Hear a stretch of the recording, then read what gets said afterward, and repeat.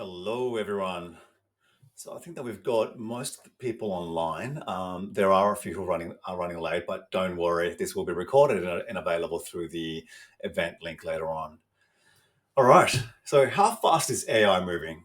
Just to give you a bit of context, I presented this presentation about 3 weeks ago at a different event, and in between then and now, I've had to modify the presentation twice due to some of the events that have taken place. But the core of the presentation remains the same. All right, let's look at the agenda. We're going to look at how AI is changing conventional software now and going forward. How AI can enable existing systems to become smart or smarter, for that matter.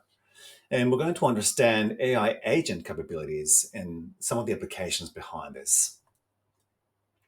A little bit about us. So, who is TEDx? What do we do? We're a digital consultancy based in Sydney, Australia, and we specialize in the craft of digital experiences and product development.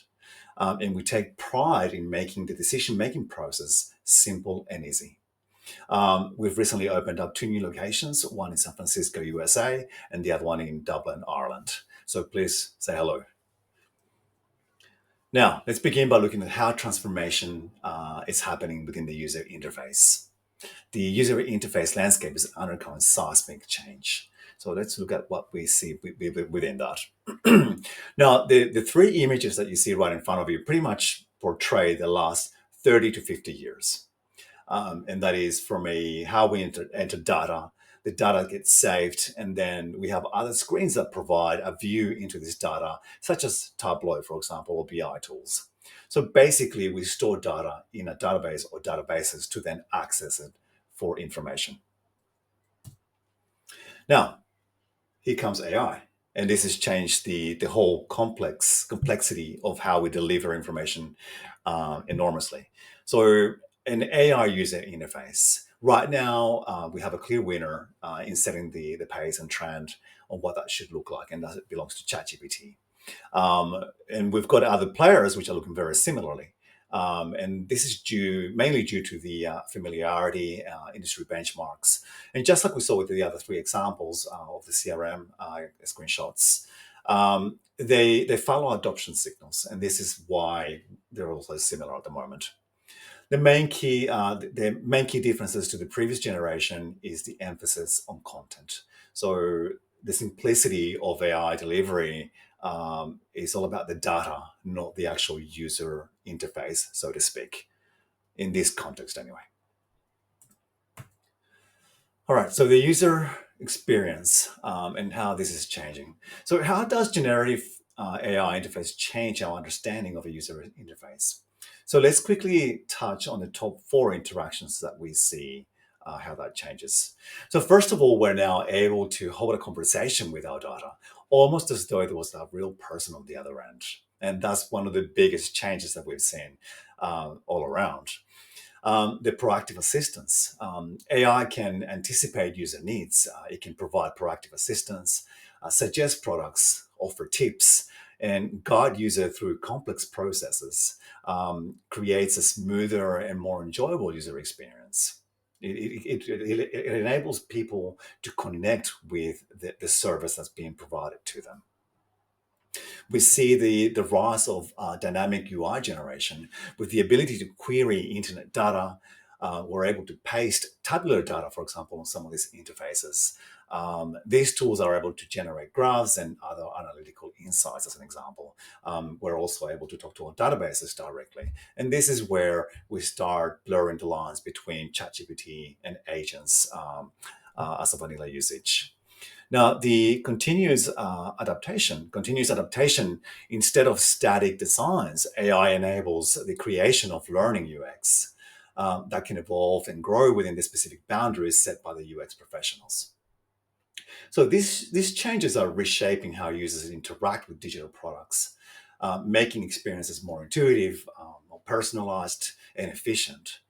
However, it's crucial to implement AI features thoughtfully. Let's just keep that in mind, ensuring that they genuinely solve user problems and enhance the overall user experience. And this brings us into what we like to call empathy as UX. Um, So this isn't by any means a new term, and for designers in the audience today, you'd be well aware of this process. In its most basic form, UX design focuses on the personas for whom we're catering the solution for. Through these personas is how we end up with the different user journeys, guiding the user through an experience to gain an outcome, which is what we saw earlier with the CRM interfaces. So AI enables us to take a different approach, a more fluid approach, that is, by understanding what it is users need when they need it. So right now, we're in the process of creating a product assisted by AI, and it focuses on facilitating communications within people. And I mean by we have a user on one end, and then we've got the business on the other side, and we've got AI in the middle to assist that connection. And as part of that process, the system is required to pick up the emotional state of a person or raise awareness of any dangers that could be perhaps taking place. And this is an example of where UX and empathy come into play by being able to program what we detect into the within the conversation, in the context of that conversation.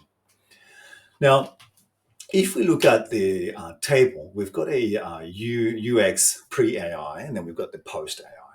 And as I highlighted just a couple of seconds ago, where from what we know now to what we're changing to. So what we know now is pretty much the command procedural user interface, where we guide users through a bunch of steps to achieve an outcome, to what we see now, the conversational side of things, to be able to understand and cater for the client needs when they need it. Then we've got predictive analytics and prescriptive analytics. So the main objective of predictive analytics, it focuses on future outcomes based on forecast, right? Based on historical data, by answering what could happen. Then we've got prescriptive analytics, and this goes a little bit further by recommending specific actions to be achieved for desired outcomes, addressing how can we make it happen. So ultimately, we're able to run simulations in real time to provide real-time answers on the spot. Now, the personalization and customization. So these technologies allow prescriptive analytics to tailor recommendations to specific user profiles or business contexts, adapt to changing conditions and preferences in real time, provide more personalized and relevant insights. Now, I know that most of you are saying, well, we know about this and it's been in play for a long time. We've been dealing with predictive analytics to create personas that we think they are something, for example, A or B.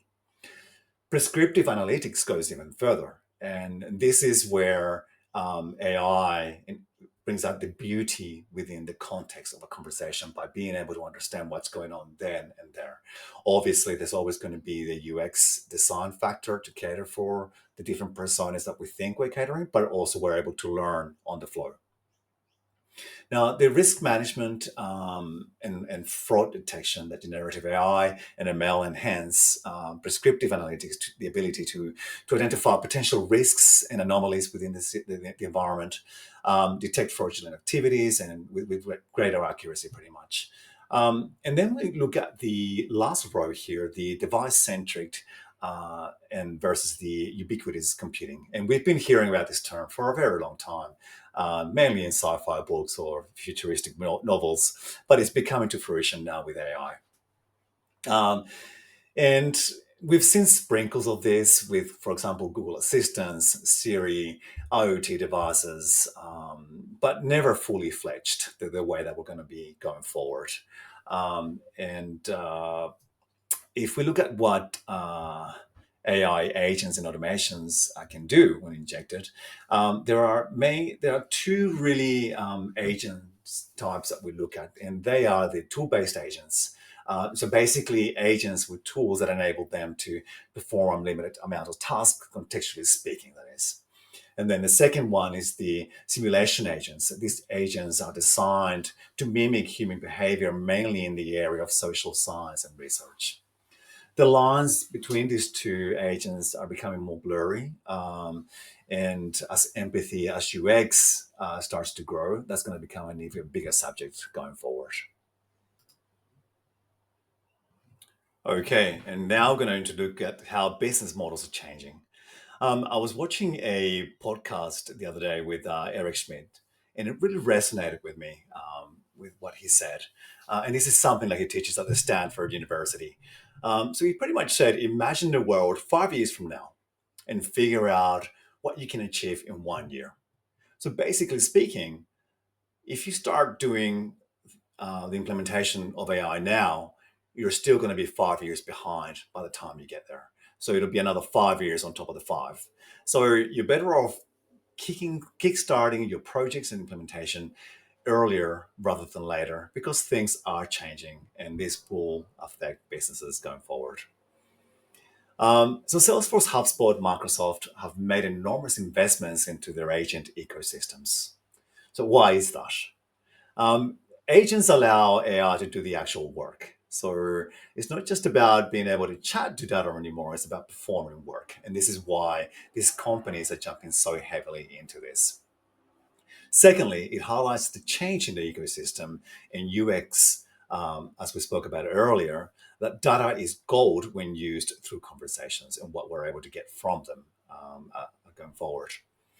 Now, if we look at the SaaS products such as Salesforce, HubSpot, for example, they currently charge per seat.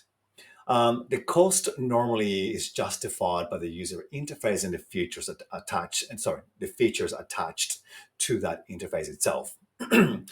With the AI in the mix, and does include generative AI and machine learning, our need for such interfaces become less relevant.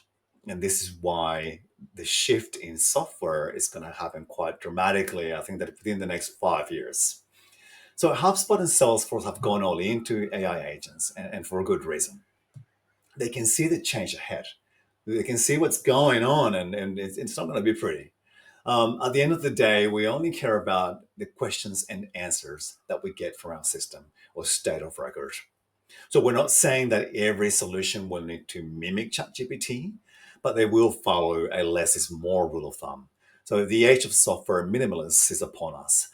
And this is well within industry guidelines and evolution of user experience as minimalist UX best practices, that is. All right. So, how do we bring the sexy back? Now, just to give a bit of context with the guy on the image here, I think he's called the Crazy Rocket Man or Crazy Bob. If you look him up on YouTube, he's having a hell of a time. But basically, he takes jet engines and straps them on skateboard bikes, go karts, and what have you. Anyway, so I'm not suggesting that you strap a rocket to your software, but take a bit of care there if you do so. Uh, anyways, there are large institutions and businesses who, to this day, continue to operate on systems which are older than 20 years. So, in the last decade alone, these archaic systems have survived challenges from an array of different technologies and databases. So, NoSQL, for example, blockchain, and AI. Now, I can confidently say that AI will let these systems go even longer. So, that could be good news. At the end of the day, it's about the data, not the technology. So just keep that in mind that it is about the data and the quality of data for that matter. All right, so making the old hipster again. So integrating AI into legacy systems can significantly enhance their functionality and efficiency, and we all know that. Transforming them into smarter systems that meet modern business needs is probably one of the main keys. And here are the strategies and benefits associated with this integration. And this is what we see from our point of view. The key strategies for integration are conducting a comprehensive assessment. Begin by evaluating the existing legacy systems architecture, data sources, and limitations. This assessment helps identify areas where AI can add value without introducing significant risks or disruptions to your environments. If we look at the prioritization of data, so legacy systems often contain siloed or outdated data. So standardizing and cleaning this data is crucial for effective AI processing. Implementing data lakes or warehouses can consolidate data from various sources, making it accessible for AI applications. Use AI as a wrapper approach. I mean, majority of the business solutions and even social AI applications are using AI as a wrapper, and this is a completely valid approach. So instead of overhauling your legacy systems, consider adding an AI layer that interacts with existing systems through API or microservices, for example. So this method can extend the capability of the legacy systems without altering the core functions. Implementing machine learning and algorithms. So integrating machine learning can automate data analysis, enabling faster processing and reducing manual errors. This is particularly beneficial in sectors like beneficial, medical, warehousing, and what have you, where institutions can quickly analyze vast amounts of transactional data to detect patterns of fraud, for example. Oops, my bad. Prioritize data modernization. Oh, sorry, my bad, my bad. Enhance interoperability. AI can facilitate better communications between legacy systems and modern technologies, improving data sharing and process automation, for example. So this is achieved by developing custom APIs or middleware that bridge the gap between the old and the new systems. All right, so we have a framework for that. And we really broke it down, even though we have 4 steps here, we broke it down into 2 different areas. And this is our prioritization framework. And here we look at the value and the barriers to entry to the customers, the time frame, complexity to achieve all this, to then be able to take a bigger picture and understand what we're going to do. Then from the agentic roadmap, we look at the facilitation of how we're going to implement these activities with a value identified at the end of the implementation. So again, you don't want to be just developing AI solutions for the sake of it. Make sure you understand what you're doing, and this is what our framework helps us achieve. All right, so now let's look at the automation as a strategy and use the case for AI agents. So one of the questions that I get asked almost on a daily basis is what the hell is an AI agent? And to its most basic form, I usually like to relate it to an accounts department. So you got your accounts payable and accounts receivable. And each of the people within those departments perform a bunch of tasks. And to perform those tasks, they may use tools, for example, such as a calculator or website, credit checks, and what have you. So those are the tools, and the people are the agents. And that essentially is basically what an AI agent is. It takes the role, and then it takes the tools like the calculator, website, what have you, to perform those functions. And that, my friends, is what AI agent and tools are at a very basic conceptual level. And the beauty about these agents, though, is that once they've been created, they can be used within any part of your organization to achieve what you're looking to do. All right. So, strategic importance of AI automation. So, a smart automation allows businesses to work cohesively with all involved. So, most important of all, your customers, right? So, it enables your customers to get the service they need when required, and it generates a proactive activity by the operating business. So, it notifies them. People know what's going on as it happens. So how so? So smart automations will get you to 70 to 90% of the productivity gain, but it won't do the full job. Not now, at least. Um, the, the people, the real people injection is what will lift your delivery at the end of the day. So humans need to be part of the process, and I don't see this dying. In fact, I think that it's going to become one of the most important aspects to any business in being able to provide that human injection in there. Now, the benefits of automation. So, by establishing centers of excellence, so COEs, if you like, businesses will reap the benefits as it brings your teams together closer, brings the teams closer together to plan for the best services of any possible solution. And this it's not going to take your teams further away, but rather bring them closer, because it would let the automation process take care of the granularity while providing a bigger emphasis on the quality by the human aspect, that is. All right, and this takes us on to our demonstration of TillyAI. And this is basically a demonstration about between HubSpot and our agent as we know it.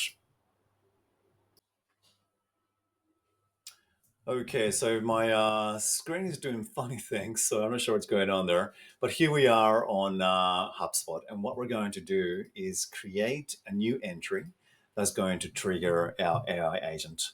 So at the moment, there's no entry, and I'm just going to use myself as a new entry. And let me just get my keyboard over here. Sorry, guys. And what this form is going to do is pretty much mimic a website form, for example. Just bear with me.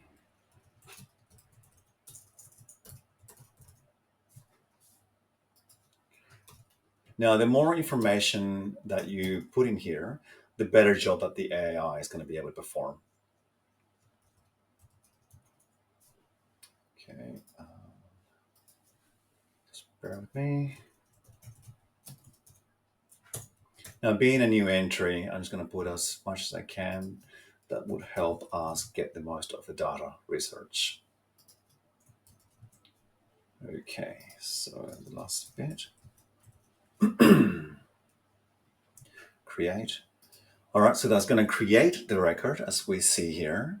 And once the agent is done, we're going to see the notes. So let me just very quickly demonstrate what that looks like from an AI agent point of view.